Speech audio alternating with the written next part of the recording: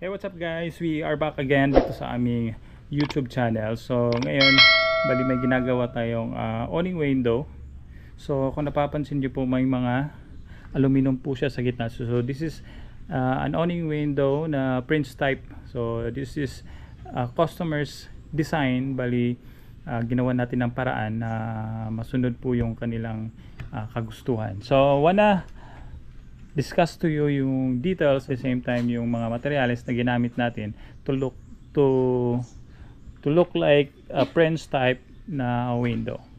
Pero bago tayo magpatuloy, kung bago lang kayo dito sa aming channel, please do subscribe and then palike and share na rin po nito ating video, at huwag kalimutang i-click ang notification bell and then pa-follow na rin po ng ating Facebook page, Ryan Gaudiano. So without further ado, let's proceed.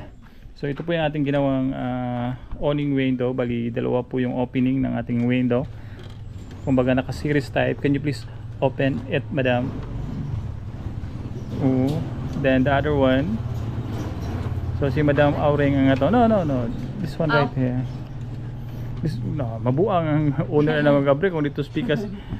So si Madam ang ito ang model sa pagkakaroon. Always man ano.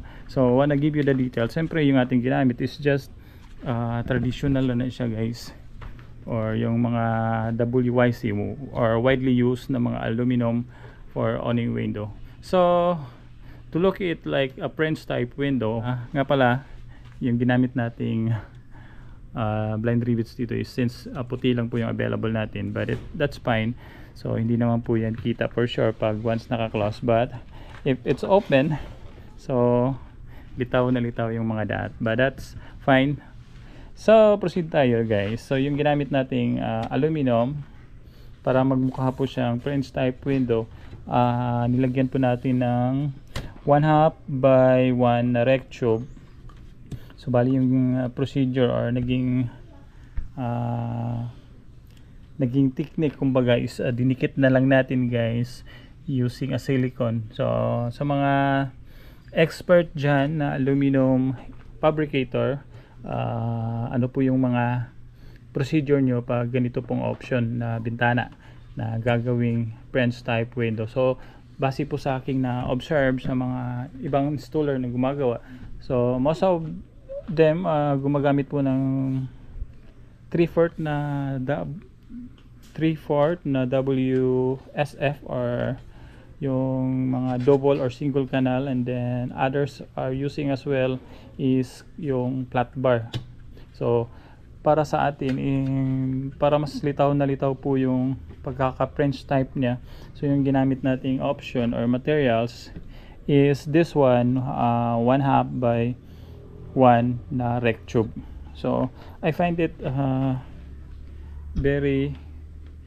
very nice, should I say, dahil nga po mas malaki, mas makapal, mas bold kumbaga yung lining niya sa may gitnang bahagi nito. And then when you put this one, just make sure na nasa tamang measurement. And then like I said, nag-apply na tayo ng silicone dyan sa may gilid. So yung hitsura niya from the back, can you please open it, madam? So yan po yung hitsura niya guys from the back. So hindi po siya ganoon kahalata.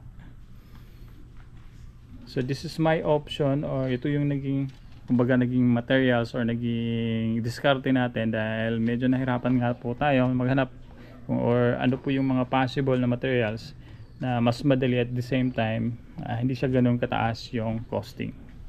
And then yung angat mo muna lang, yung process pa rin po ng pagkakabit ng forward hands, same pa rin po yan guys.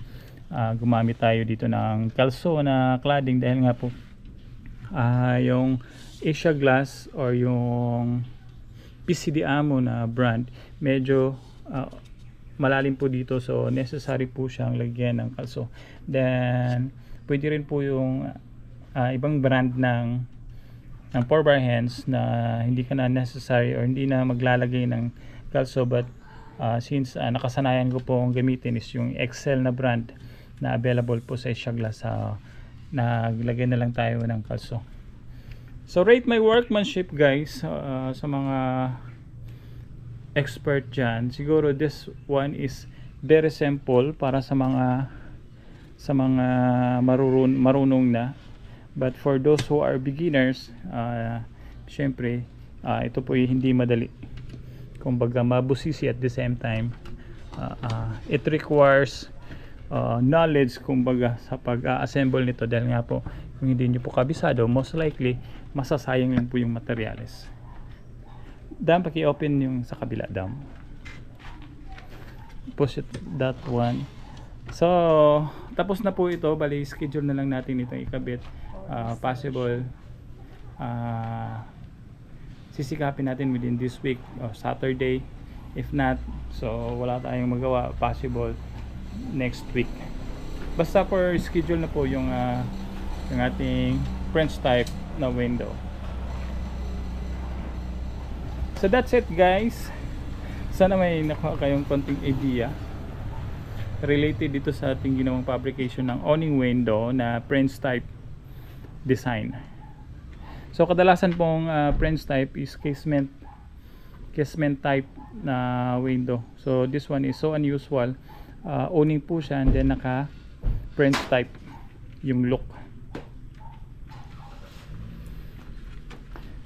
Then tip na rin po sa mga baguhan or sa mga bago lang sa mga fabrication ng aluminum. So para mas maganda po tignan yung aluminum natin or yung mga assembled na mga windows, make sure na properly cut po yung mga dulo at the same time yung mga dugtungan ng ating aluminum. Just like this one, wala po kayong makikitang any space sa gitna. Kumbaga siradong sirado yan. Pero just in case hindi nyo po ma-avoid, at least mag-apply kayo ng silicone para hindi po siya kita. So that's it, guys. So that's it. Please subscribe and then papalo na rin po ng aming Facebook page or yung Facebook account, Ryan Gaudiana. So sensya na po, nabubulol po, nagugutom, walang paniod to. So that's it for now. Bye bye, have a good day, God bless everyone. Sorry,